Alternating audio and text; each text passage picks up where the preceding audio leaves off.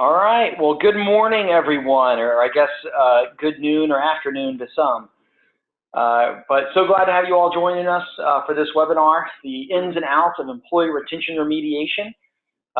Today, I'm going to be walking us through the process that we use when we're engaged with the client to address employee turnover in a very efficient and very tactile way.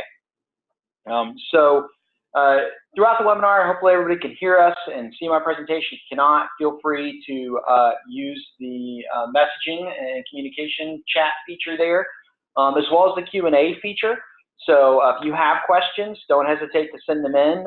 We may be able to answer them in real time, but the bare minimum will allow time at the end to kind of work through those. So we look forward to this time together, and think it will be a big benefit to everybody here. So without further ado, I'm going to dive in, and we'll get rolling here on the presentation. So here at Work Institute, we try to help you win the battle for your workforce. To be frank, I used to think this slide was kind of corny. Win the battle for your workforce. What does that mean? And but it is, the labor market has gotten to the point it's in now with the unemployment rate being as low as it is. I actually think this kind of undersells it. I don't think it's a battle anymore. It's a full-out war. And I'm sure you all feel this in your day-to-day interactions when it comes to keeping people as well as recruiting people to your team. There just aren't enough available workers out there to get the job done. So this has become very, very critical over the last few years. And we're very much in a point in the market where this isn't easy for anybody pretty much anymore. But that's our sole purpose, is to help organizations with their employee retention. And today we're going to talk about one specific way in which we do that. So to paint a portrait, for those of you that were able to join our last webinar, you heard a little bit of this, but to kind of paint the picture of how significant turnover is in the United States, over 41 million employees left their jobs in 2018. That is a huge number. I mean, for me, it's close to unfathomable, right? What does that even look like? Well, to give you an idea, that number is equivalent to the population of the 25 largest cities in the United States. So imagine that many people up and leaving their jobs, and that's what happened in 2018. That number is staggering. And as gloomy as that is, it actually stands a chance of getting worse. And this is another point that we made in our last presentation, but 1 in 3 employees will quit by 2023 if this trend continues. That equates to over 54 million employee quits. So the number's bad today, and it stands to get a lot worse as we move forward. So that's why it's important that we take action.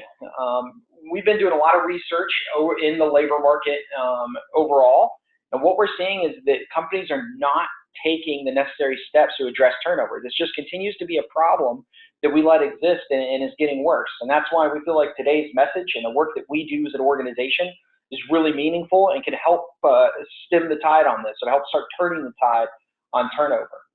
But one other thing that we found as we've done a deep dive into our research and others' research is that companies, when it comes to turnover, are far more unique than we originally anticipated.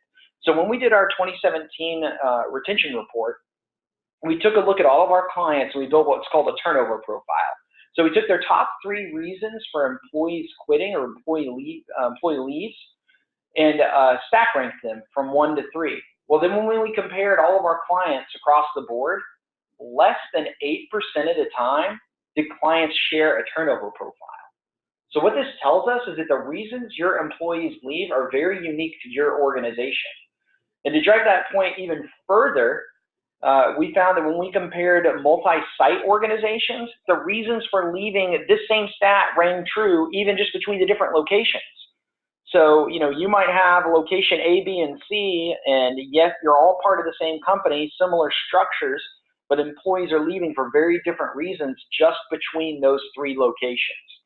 So we say all this to say, best practices and benchmarks are interesting, but when it comes to actually educating or informing decisions to address turnover, if you're just using those best practices and benchmarks, you're not going to be successful approximately 92% of the time.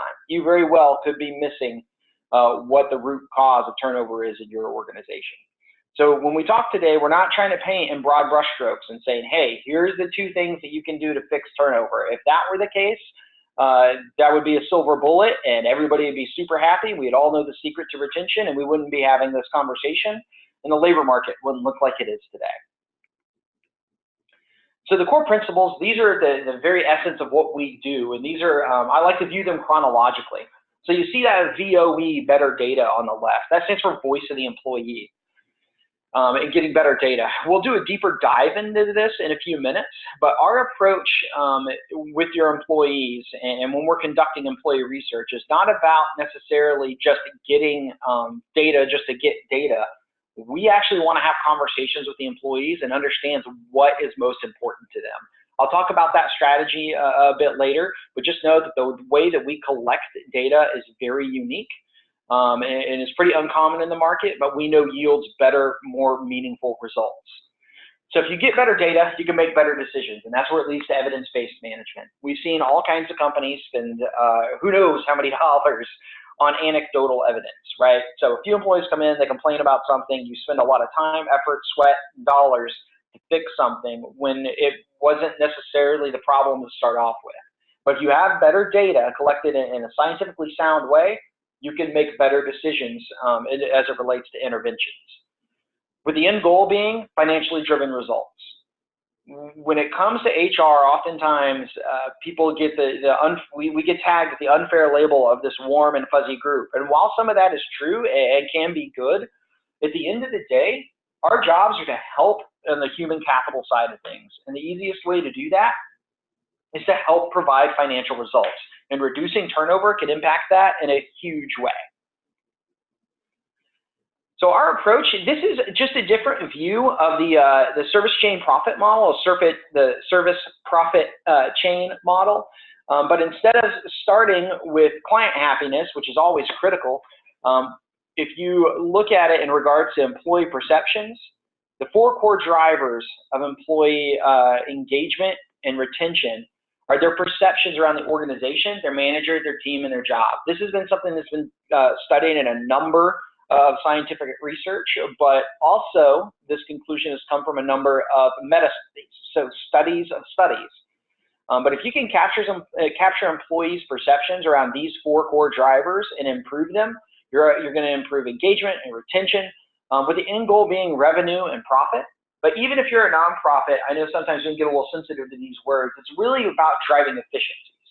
If you think about your employees, somebody that's been with your organization 2 to 3 years is going to be much more efficient at their job and delivering the goods and services that your organization is supposed to deliver than somebody that's just a few months in. But the idea is if you can capture these perceptions and improve them, it can have a wave of impact throughout the organization. So today, the rest of the presentation, what are some of the key takeaways? We're going to talk about why is employee retention so difficult. We're going to talk about where to start, setting the appropriate expectations for your team members, finding the root cause as it relates to turnover, and then some action planning and accountability. So this is going to be a step-by-step process of our retention remediation projects. So why is this so difficult? Why is turnover so hard to get our arms around?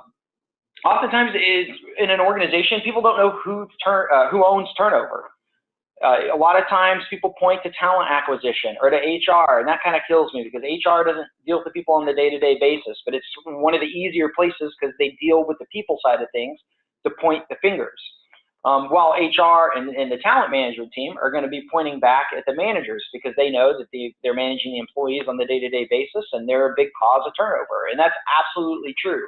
But oftentimes in organizations, when you talk about turnover being a problem, it kind of yields to this finger pointing and even a little bit of a blame game in regards to who's responsible. So I tell you, when we embark on one of these projects, there's a big shift because no longer are you just talking about internal parties pointing fingers. You're involving a third party. You're involving a consultant, Work Institute in this scenario, to come in and to help fix it. So it's saying, hey, we don't really care who's causing it, but we're going to get together and we're going to fix what's going on here. We're going to help identify some issues and we're going to work together to move the ball forward as it relates to reducing turnover. Another thing that is kind of an outstanding challenge that makes turnover so hard is oftentimes we don't put any time frames around it. I talk to clients on a regular basis and prospects that say, oh, well, we're supposed to reduce turnover this year. Well, have you started? No. Well, do you have a next step related to this? No. It's a lot of, we just know this is something in the background that we want to do, but we haven't necessarily done a whole lot to address it. So this effort that we're talking about, these retention remediation projects, I'm a huge fan of them, and the fact that in these projects, we set a clear beginning, middle, and end to the project. This allows us to set goals and timeframes and due dates and start holding people accountable to taking action. It's not just, we're going to address turnover and it's hanging out in the background on an ongoing basis. But I know these are two primary issues that come in when we're talking about addressing turnover at an organizational level. So where to start? When you talk about turnover, we talk about these percentages and these numbers, and if you're a large or even a small or medium organization, it can seem overwhelming. Just saying reduce turnover to me is the equivalent of trying to boil the ocean. You can't just do it. You don't wave a magic wand and all of a sudden the overall turnover starts to drop. So what we recommend is to follow the money. This is something we preach on a consistent basis. Figure out where turnover is hurting the organization the most, especially as it relates to dollars being spent. So a few things to consider when following the money. Turnover is often expressed by percentages, and it's interesting because percentages are easy to understand. It is a good metric to track. It's straightforward and simple. But take into account, let's say you're an organization that has a number of locations, and you have one location that has 10 employees and they lose 3 people. So they have 30% turnover. Well, that's a relatively big number, and that can be problematic. However, you might have a location that has 200 employees and they have 20% turnover. So the turnover is 1/3 lower percentage-wise, but they're losing 40 people a year at that volume. So you have to kind of weigh the two. You have to say, hey, percentages are important, and obviously if a location is small and they're losing a lot of people, it can keep them from doing their jobs. However, if you have a location that just has 20% turnover, but it's equating to a lot more people, that often leads to a lot more dollars being spent there. So that's something people often don't consider. We just talk about percentages and we're not always looking at the numbers behind it across the organization. And then specialization. So this has to do with specific jobs in the company and how hard is it to find these people, to get them on board and to keep them on board. Also, if you have a lot of highly specialized positions, you can find yourself in a risky situation if you lose a considerable number of them. So it's not always about volume. Sometimes it is about the roles that the people are filling within the organization, and it's something that you need to pay attention to. And then opportunity loss. We talk to manufacturers all the time that say, hey, we could fulfill more orders. We could sell more if we had the people to do the work. So this is really where retention should take front and center and spotlight for an organization. If you have an opportunity to grow, but you literally cannot recruit the people and keep them to do the job, that will get any CFO or CEO's attention right away. But it's something to be aware of. Another example of this is in sales. Oftentimes, sales forces have a pretty high churn rate, not a long survival rate as it relates to length of service. But a lot of times, salespeople do not become fully sufficient or hit their stride until year 2 or year 3. Well, if you're constantly churning people out at the 6-month mark, you're never getting the full value out of these employees. So that's always something to consider. And there are a lot of numbers involved in this, a lot of things to take into consideration. But when we're talking about these retention remediation projects, this is something that we partner with you can work on. Dig in some census data, look at some historical information, look at average salaries across different departments and locations. You have to weigh all of these things together to define where you're going to start. And maybe where you start is small. Maybe it is just 1 or 2 locations or a single department where you know turnover is a problem. And those are always the best ways to kind of provide some evidence, some proof that you can impact turnover to start at a level. And the engagements can look different. Sometimes we spin up our research center and we're making hundreds of phone calls to these employees to conduct interviews, which we'll dive more into in a few minutes. Or we're sending a senior consultant out to have some face-to-face interviews. It really just depends on the size and scope of the effort. but determining where you're starting and determining the population that you're wanting to affect most makes the whole project much more manageable and is also going to yield greater results for the organization. So start by following the money. So setting expectations. I don't know a lot, but I have learned in my life that expectations are 75% of life. Like if you can set clear expectations of both personally and professionally, that is huge and something that we all can continue to do better with. But when you're setting expectations around these projects, you want to involve as many operational leaders or stakeholders as you can. And this does not mean the entire C-suite. This means the department leads or the regional directors that you need to have involved who have the locations and departments that have the high turnover. They have to be on your team and involved. If this is something that just HR is pushing, that will present a lot of challenges to having meaningful results. So you want to make sure to get them involved early and often, let them know it's coming. As soon as it's on the radar of your team that this is a project that you're going to embark on, let them know, build some excitement around, hey, we're going to start trying to improve turnover, talking to your people, figuring out how we can help and assist. You also need to be very clear about why they were included. So part of the kickoff meeting that we do at the beginning of these projects is to lay out the stats. Let them know, because if you don't show people numerically why they are involved in this effort, they often have the tendency to think that like, oh, well, I'm just in here because they're including most of the directors. I'm really not the problem. This is somebody else. This is not intended for me. Well, no, we would tell you to put numbers on paper and let them know. And it's not about shaming them. There's no embarrassment here. It is about helping move the organization forward, but you want to be crystal clear as to why. And I'll tell you one thing that is incredibly powerful is when you start assigning dollars to the turnover. If you can start saying, hey, John Smith, your 35% turnover you have in your department over the last year has cost the organization $1.2 million. Well, now all of a sudden you have their attention. This also gains the attention of C-level leadership. So these stats need to include turnover, retention, length of service, all of that. And if you can, we can work with you to assign some dollars to what that turnover is costing the organization. You're always going to want to provide details of what they and their team members can expect. We have found that if there's any mystery surrounding the project, it kind of hurts participation, creates a little bit of doubt in people's minds.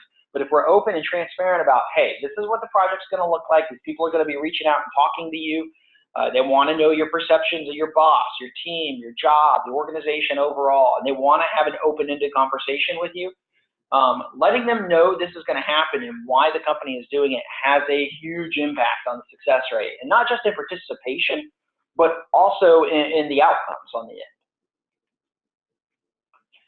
So the responsibility factor, this is really related to kind of the directors or the operational leaders that are involved. Throughout this process, they're going to be responsible for a number of things. One is championing, being a champion for the project, as well as communicating about it. On the front end, those are going to be very, very critical elements. So we're going to need to make sure they understand how to talk about the project. We will provide communication templates, posters, and talking points for them to share with their managers and their teams. You cannot over-communicate about this effort. The more it's talked about, the more employees get a little bit excited about sharing and trying to help and thinking about what's going on and where the opportunities are, or the strengths, to talk about what they love about the organization as well. But that's on the front end. On the back end, the responsibilities, we're going to be talking about action planning and implementing those action plans and turning them in, and then the follow-up calls, 3 months down the line. So you want to make all of that crystal clear, and we make all of this crystal clear on the front end, so when then it comes time, they're not surprised. They're not acting like they didn't know, and it gives you every right to ask and follow up on these things because you told them it was going to be coming down the line. And then this is absolutely critical, is set goals. This can look different depending on the situation. So maybe it's, hey, your department has the goal of reducing your turnover by 10% over the next 6 months or next year. But they need to know that there are goals, the company's monitoring this, and it's going to be watched. And rewards are fantastic if possible. In an ideal scenario, your company would have a bonus system built in around retention or lack thereof. That's just part of their compensation. We know that is not possible oftentimes, or is not in place, but that would be ideal. But building a reward at the end of this process can be very helpful if the organization can assign some dollars to it. So finding the root cause.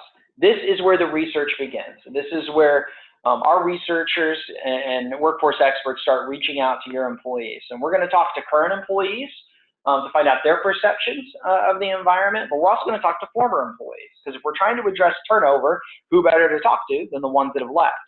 So the interviews will be happening concurrently with both current and former employees. Using a third party makes a huge impact. Oftentimes, and I know we live in the world of HR and talent management, and everybody loves to think that, hey, everybody loves Brantley. They'll tell Brantley what's going on because Brantley's nice and we like him and we see his face in the hallway. And that might be the case sometimes, but when it comes to talking about their employment with an organization, more often than not, people are not going to disclose that information to an internal employee, especially if it's at the manager level and they're interacting with their manager and the problem's the manager, right? They're not, rarely somebody can say, hey, I have a problem with you and you're why I might consider leaving the organization in the next 12 months. But being a third party really gives them this avenue, this third party outlet to share their thoughts and concerns with. So efficient, open-ended questions. This is absolutely critical. All too often, because it's easy, I know we're all looking for the easy button kind of in life. It's easy to set up a simple survey and to send it out to people to gather their perceptions on a number of things. But we find that surveys rarely yield actionable data. And the reality is they don't get at the level of specificity you need to take meaningful action. It's the difference between asking, where would you like to go on vacation? Colorado, New York City, or Hawaii? So somebody gives you their response. Well, imagine if you ask that question differently. What if you ask somebody, if you could travel anywhere in the world for vacation, where would you want to go and why? Well, that changes the whole dynamic. Now you're actually learning. You're not just listening, you're learning. In the case of surveys, really all you're doing when you're getting back is you're just reading what answers they chose. In this open-ended qualitative data format, you're actually listening and learning.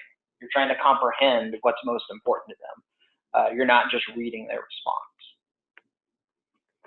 And then timing's critical for getting good data. Exit interviews, a number of studies have shown that doing them after somebody leaves has a huge impact on the kind of answers you're going to get. We talked about this a little bit in the retention report webinar, but just so you know, the answers change 40 to 63% of the time when you're talking to somebody after they've left. A lot of that has to do, if you think about it, if you're in your notice period and you're talking to the HR VP maybe in the organization or one of the HR VPs, most people don't see the upside in kind of airing their dirty laundry about what's wrong. Sure, I know we've all been involved in interviews where somebody, or exit interviews where somebody has said something really heartfelt and honest, but more often than not, they're just ready to move on. They don't want to burn any bridges. They want to make sure that last paycheck clears. They don't want you to shut off their benefits.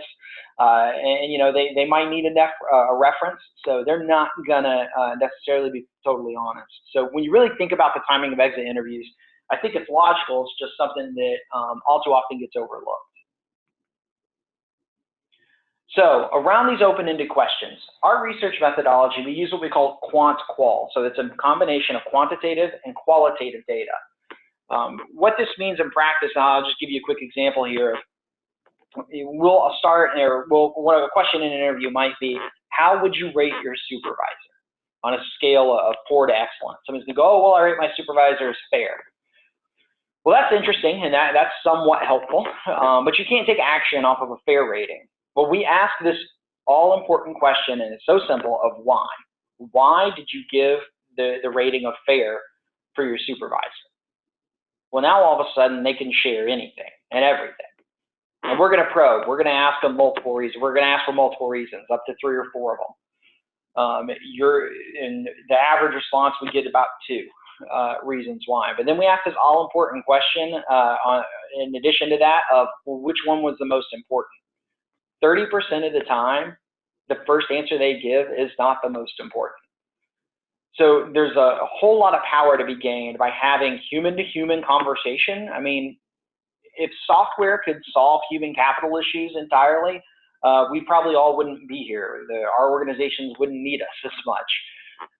But this human-to-human contact we feel is absolutely critical to the listening and learning elements of employee research. So you can imagine, sometimes we get novels, we get paragraphs worth of responses. You have the ability to comb through that, and we have the ability to comb through that, but we also apply research codes to the responses to each question so that we can kind of monitor trends and themes that are coming up in the data. But not that long ago, we really tried to capture and understand the power of the why. So what you're seeing there in the middle in this chart is we took a look at our stay interviews, and we looked at the ability to predict how long somebody was going to stay based on different data points. So if you took a look at their demographics, there was a 0% chance that you were going to be able to predict how long they were going to stay.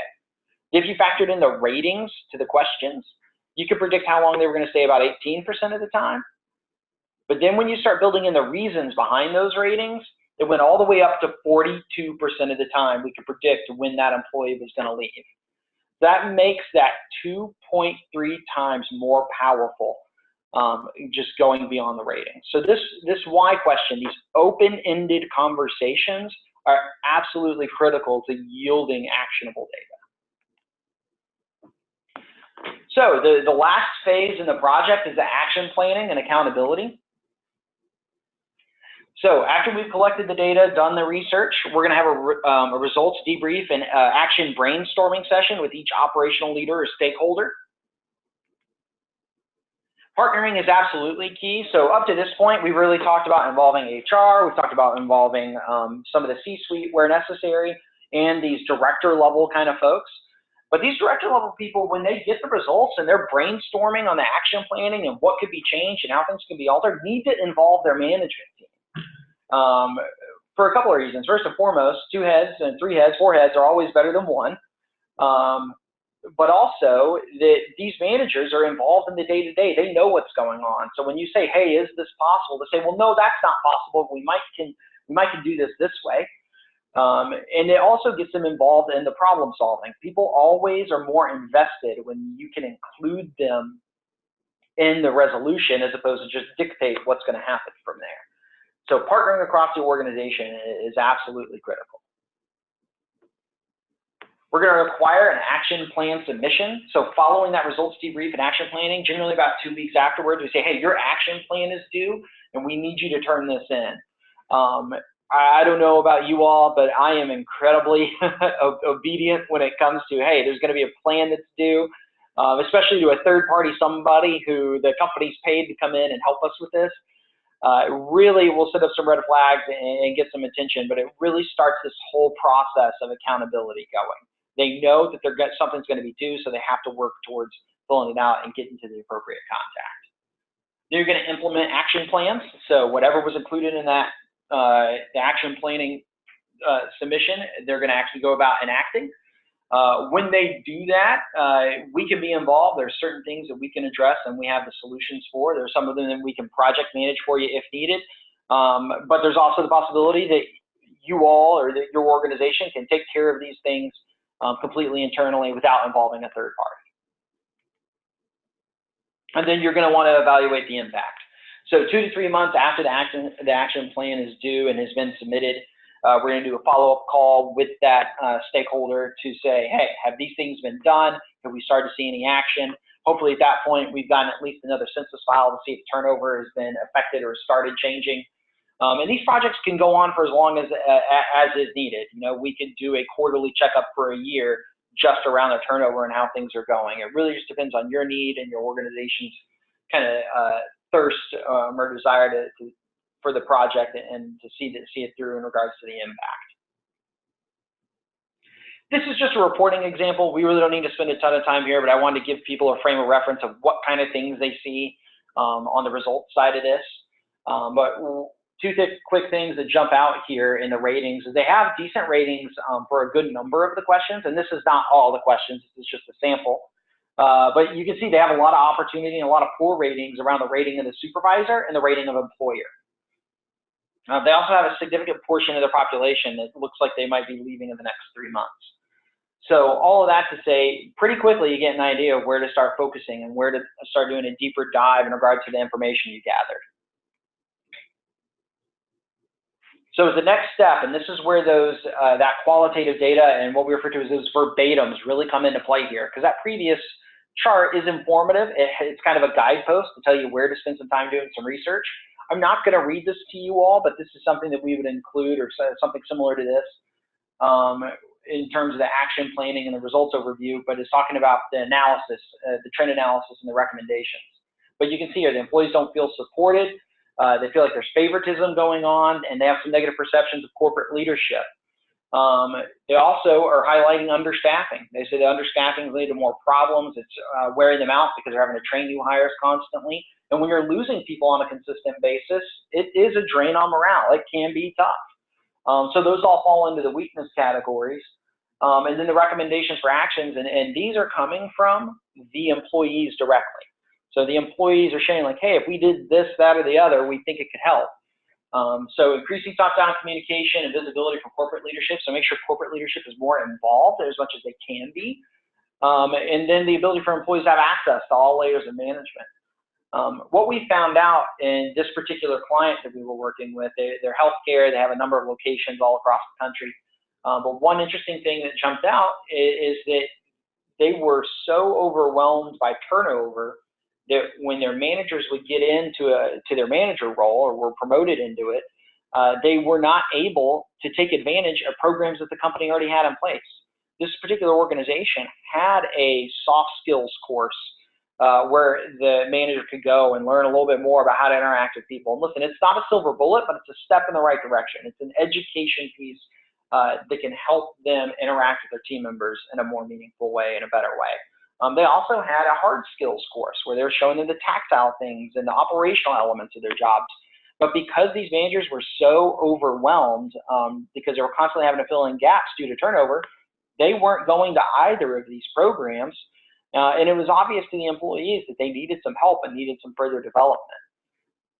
So one quick fix and one thing that we went about partnering with them right away was building a schedule that made it feasible to get all of these managers in to go through these courses in short order to help improve the employee experience and the manager experience for that matter right away. So I'll tell you, there's absolutely nothing magical about this action planning template, but I always like to show it and provide an example of. This is the homework piece. This is we are seeing this project through. This is going to be due. You're going to have to fill it in. And this is also what we come back with at the 2 to 3 months later and say, hey, have we done these things? So it's kind of like they're writing their own report card, right? Hey, you said you were going to do this. You said these are the resources you needed and who was going to do it. Has this been done?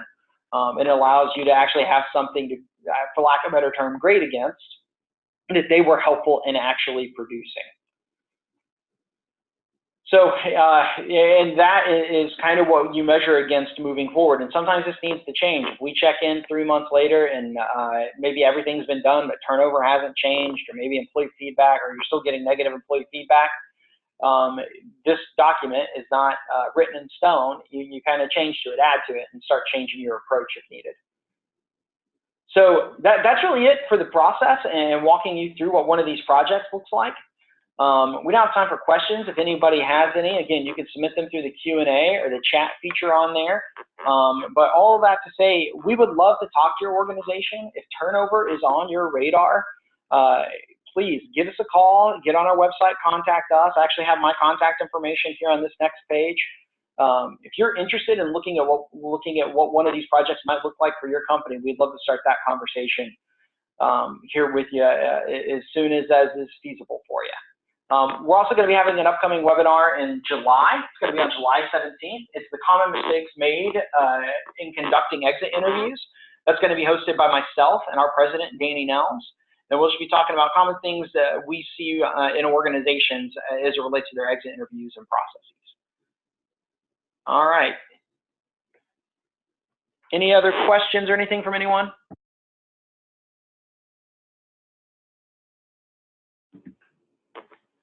Okay, well, looks like we're clear on that front. We will be sending this material out. So we'll send out a copy of the slide deck here, and we're also going to be sending out a recording or a link to a recording of the webinar itself. So thank you all so much for your time. I hope you have a great rest of your Wednesday, and we look forward to seeing you next month on our next webinar. Thank you so much.